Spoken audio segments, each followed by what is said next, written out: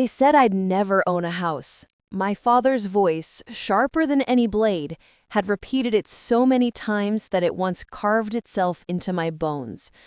Girls like you will never have anything of their own, he would say.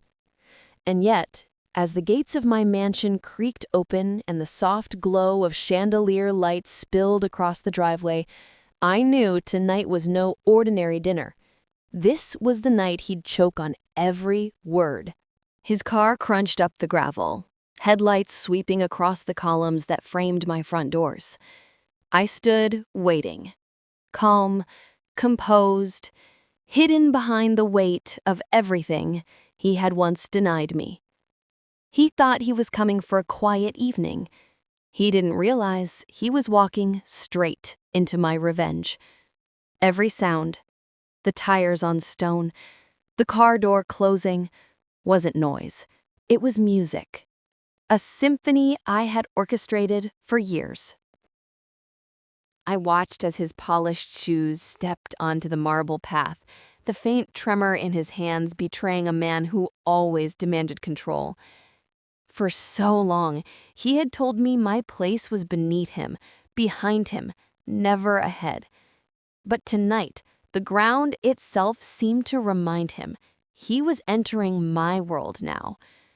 When I pulled the door open, I didn't greet him with a smile. I didn't need to. The foyer behind me spoke louder than words. Golden lights spilled from a chandelier, catching every inch of marble, every inch of glass, every detail built from the ashes of his doubt. His eyes widened, and for the first time in my life, he looked small. I wanted him to feel that, to taste it, to know he had underestimated me. Inside, silence pressed down harder than any voice could. The only sound was the faint ticking of the grandfather clock in the corner, steady, deliberate, a reminder that time had passed and things had changed.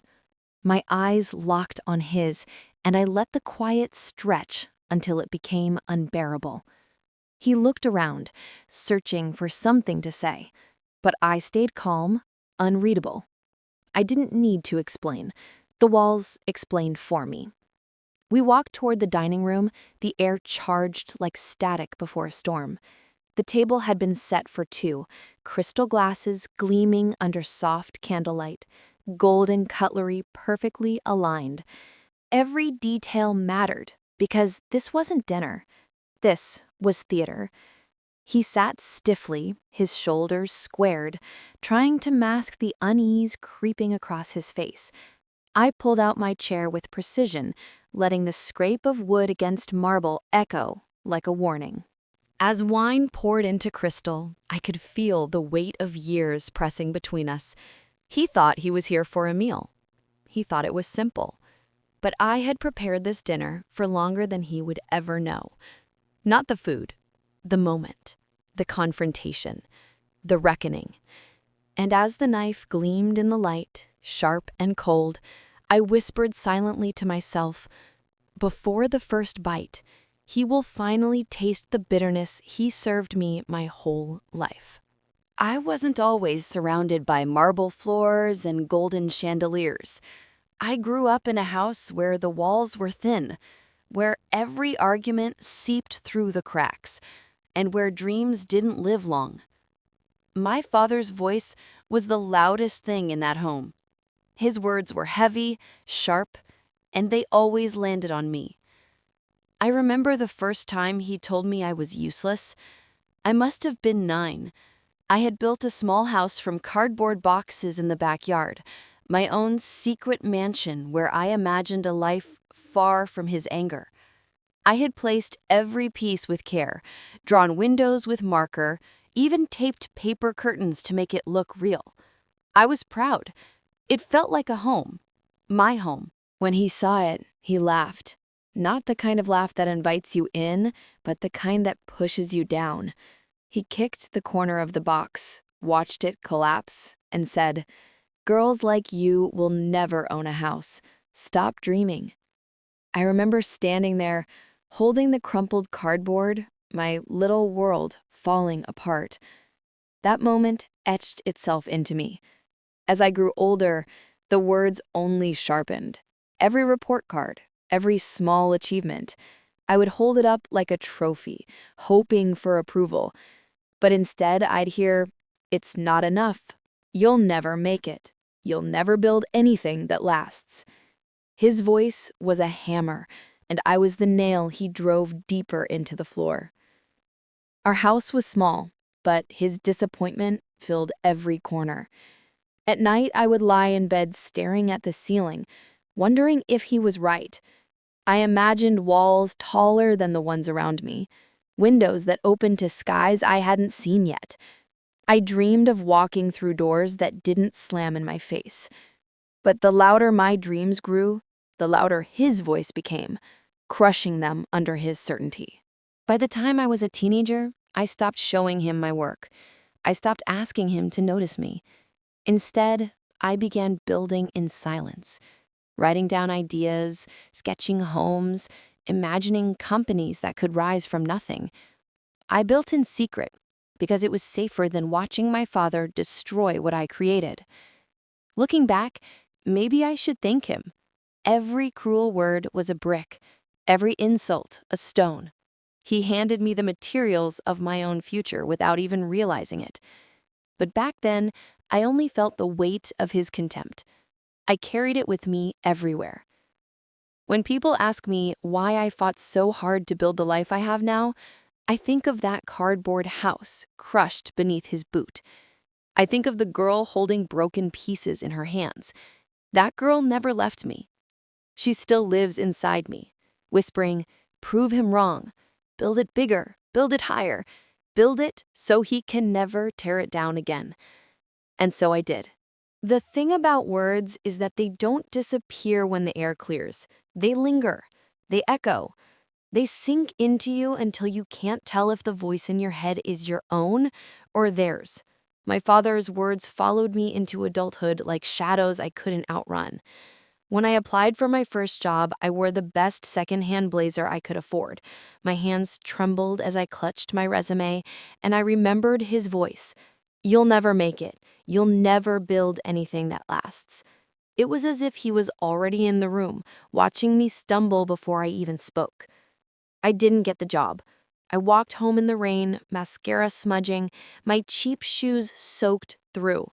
I told myself it was bad luck, but deep down, his voice whispered that it was proof he was right. And it didn't stop there. Every rejection letter, every failed interview, every closed door, I carried his shadow with me. The world has enough doubts of its own, but I walked into every room with mine already planted inside me, whispering, mocking, repeating the lies I'd been fed since childhood. When I tried to start a side business selling handmade crafts, my friends laughed. But it was my father's laughter I heard the loudest. "Pointless," he would have said. "Who would ever buy from you?" And when the orders barely trickled in, I believed him again. I saw every failure through his eyes, not my own. Even in relationships, his words were there. When someone showed interest in me, I wondered how long it would take before they, too, saw what he saw. Useless, incapable, destined to fail. I sabotaged things before they could begin, pushing people away because if my own father couldn't believe in me, why would anyone else? But here's the cruelest part. I didn't need him to tear me down anymore. I had learned to do it myself. His voice had taken root in my head, twisting into my own. I became both prisoner and warden, victim and executioner. There were nights I would sit in my tiny rented room, staring at walls that weren't mine, windows that opened to nothing but traffic and noise, and I'd think, maybe he was right. Maybe some people were born to build, and others were born to break. Maybe I was the latter. But even in those darkest moments, there was something else. A spark. Small, fragile, but alive. A whisper that didn't sound like him. A whisper that said, "What if he's wrong?" That whisper kept me alive. It kept me trying, even when failure seemed to be my only companion. And slowly, I began to realize something. His words were heavy, yes, but I had the choice to carry them or to drop them. I wasn't ready yet, but deep down, I knew a reckoning was coming. The voice that haunted me would one day fall silent, and I would be the one to silence it. There comes a moment when silence becomes unbearable. A moment when the weight of every insult, every dismissal, every cruel word threatens to suffocate you. For me, that moment came late one night in a tiny apartment where the walls were peeling and the air smelled of damp carpet. I had just come home from yet another rejection. A company I thought might give me a chance didn't even bother to call me back. I sat on the edge of my bed, staring at the stack of unpaid bills, my reflection warped in the cracked mirror across the room. My father's voice echoed louder than ever. "You'll never make it. You'll never build anything that lasts." For a while, I almost believed him again. I almost surrendered. I almost let that voice crush me once and for all. But then, something shifted. Maybe it was exhaustion. Maybe it was rage. Maybe it was the ghost of that little girl with her cardboard house still standing inside me, still begging to be heard. Whatever it was, it rose up stronger than the doubt. I remember gripping the edge of my mattress until my knuckles turned white. Through clenched teeth, I whispered, "Enough." It wasn't loud, but it was final. A single word spoken into the silence that shattered the chains I had been dragging for years. That night, I made a vow. Not out loud, he would never hear it, and I didn't need him to. It was a vow to myself, carved deep where no one could take it away. I would build. I would fight. I would rise. And I would do it not because of his approval, but in spite of his contempt. The world outside that window didn't change. The bills didn't vanish. The cracked mirror didn't heal. But something inside me did. For the first time, I wasn't trying to prove him wrong. I was trying to prove myself right. I didn't know how yet. I didn't have money or connections or a plan. But I had a decision. And sometimes a decision is enough to shift the ground beneath your feet. I started small, waking up earlier, writing down every idea that came to me, no matter how foolish it seemed, reading books on business I borrowed from the library, watching others succeed, not with envy, but with the quiet thought, if they can, why not me? It wasn't easy. Nothing transformed overnight.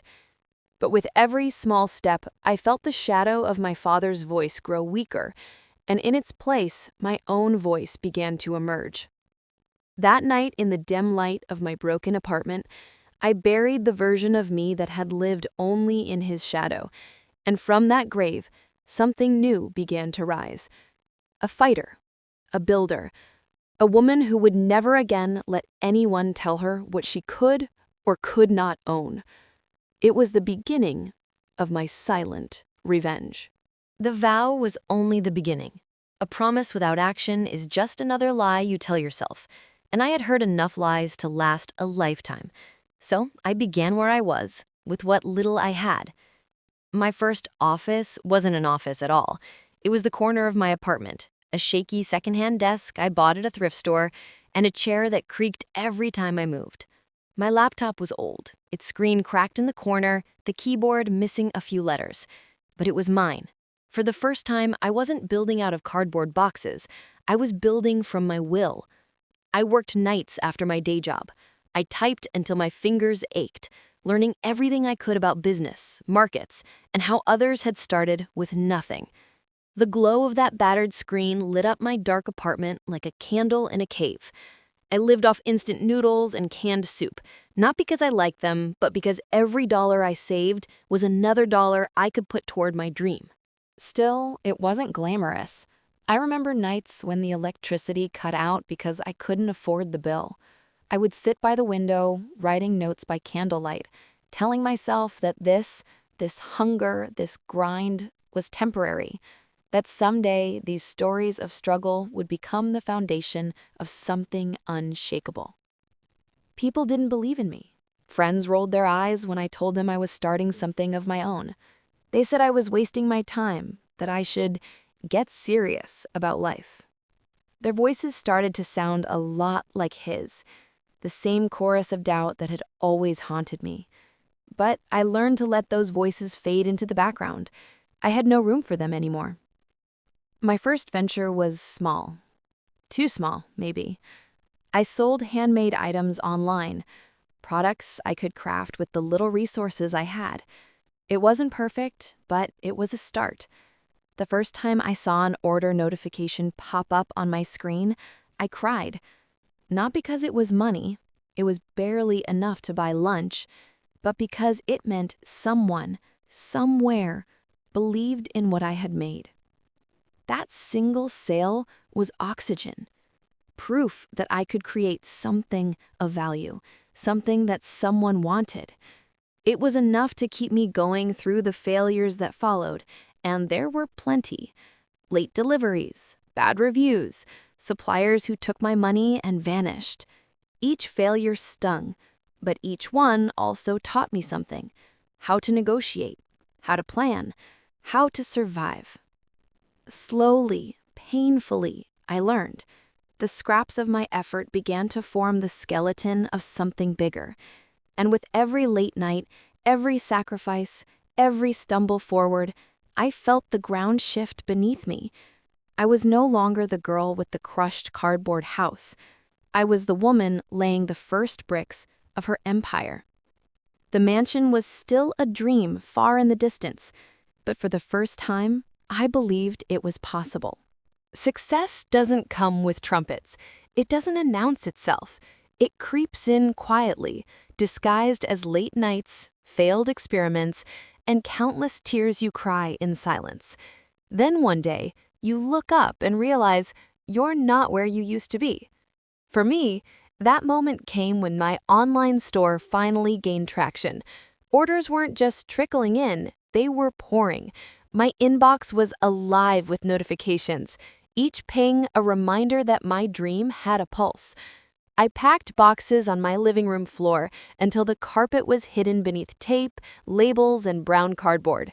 My tiny apartment looked like a warehouse, but to me, it was beautiful.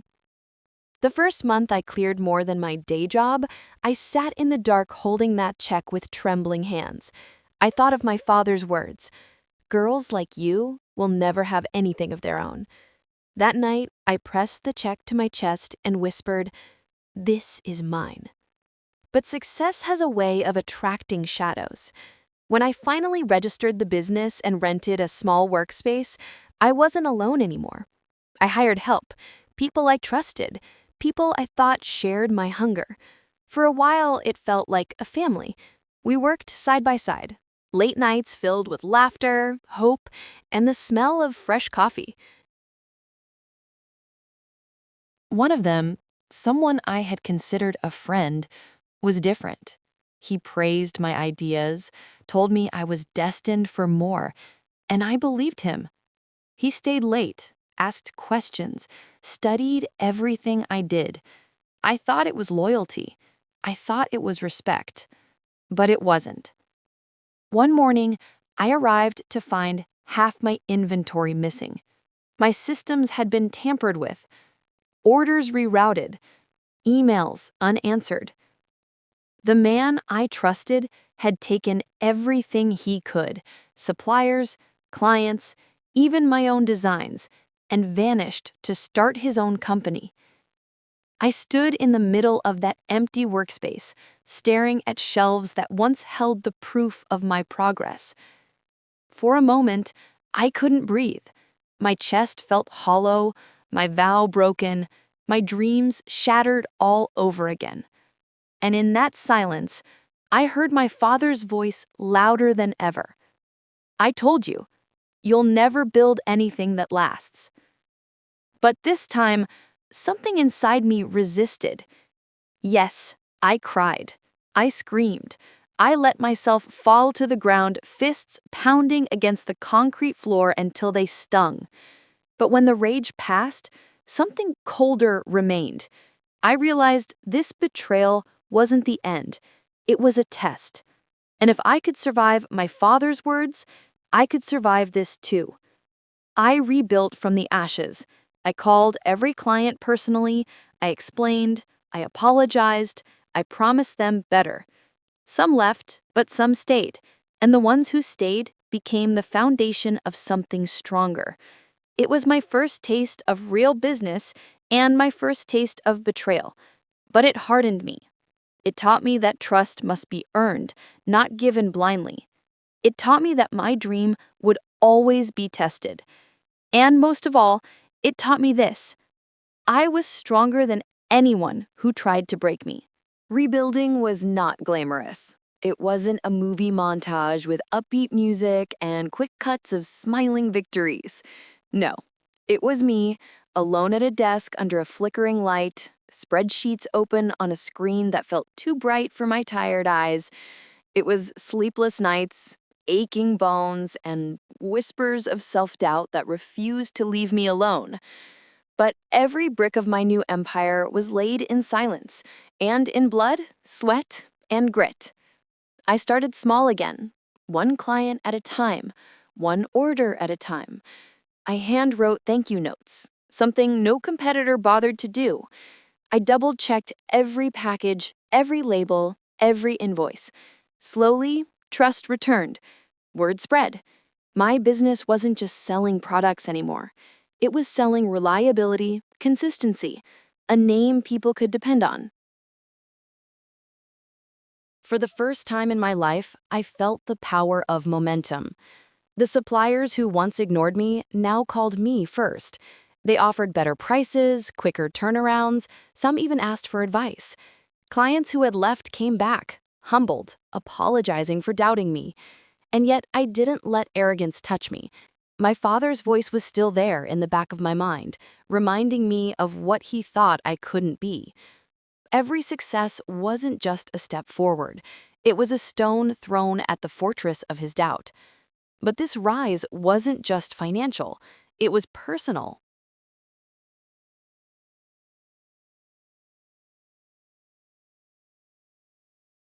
I learned to separate loyalty from flattery, genuine effort from hidden greed.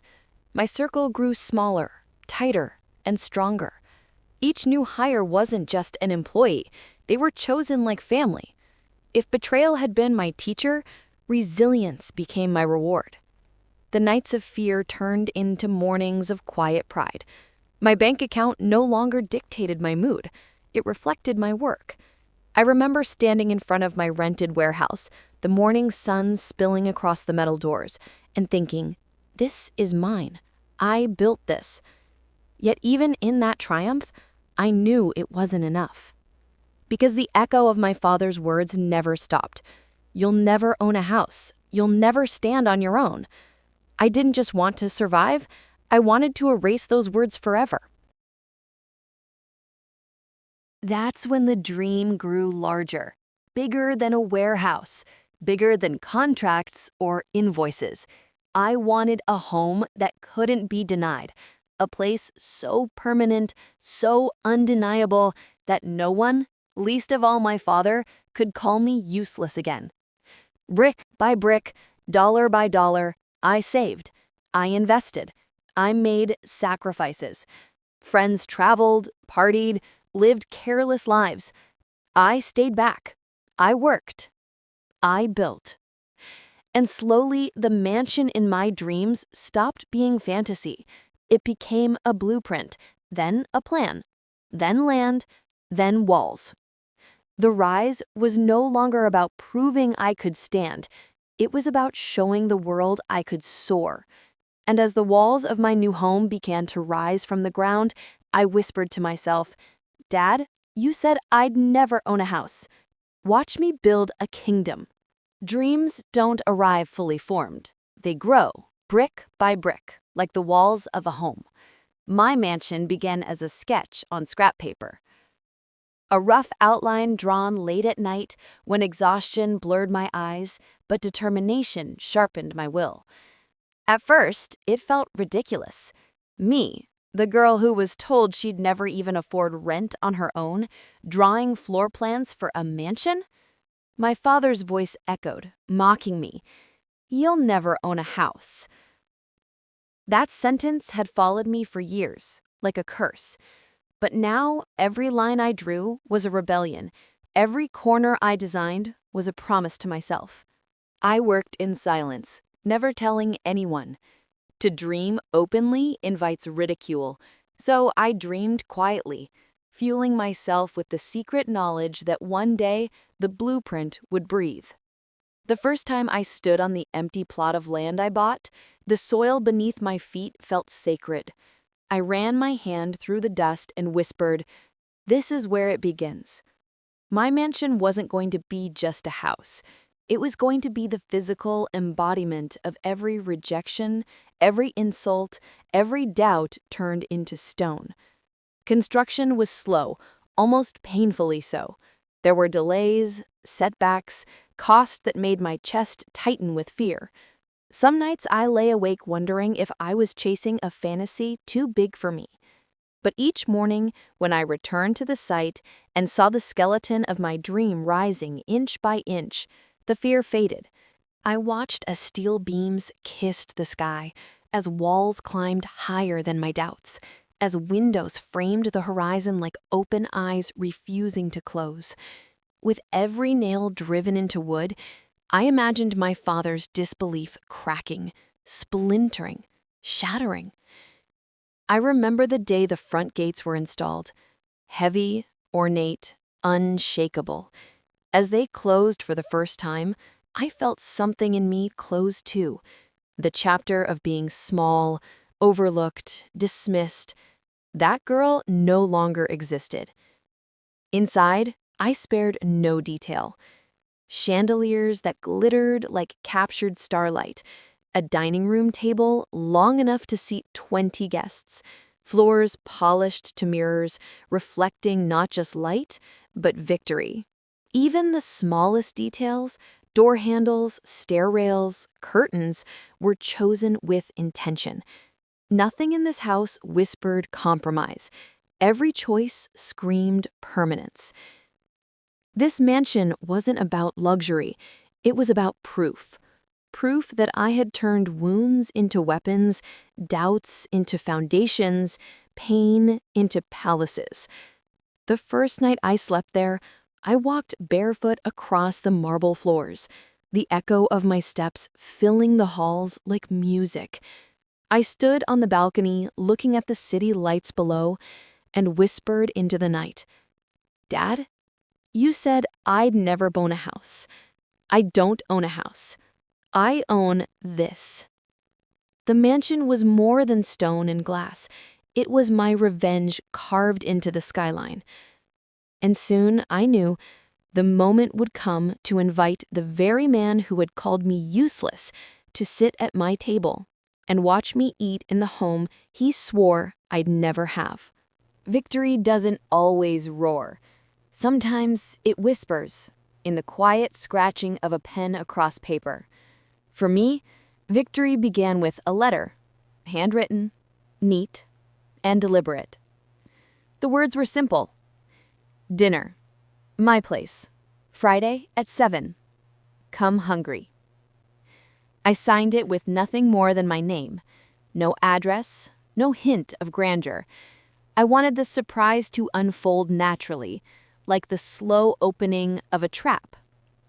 When I sealed the envelope, I pressed it shut with a calm hand, but inside my heart thundered. This was the moment I had been building toward.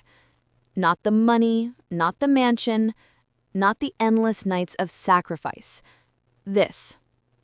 To sit across from my father in a home he swore I'd never own and let silence itself speak louder than any argument ever could.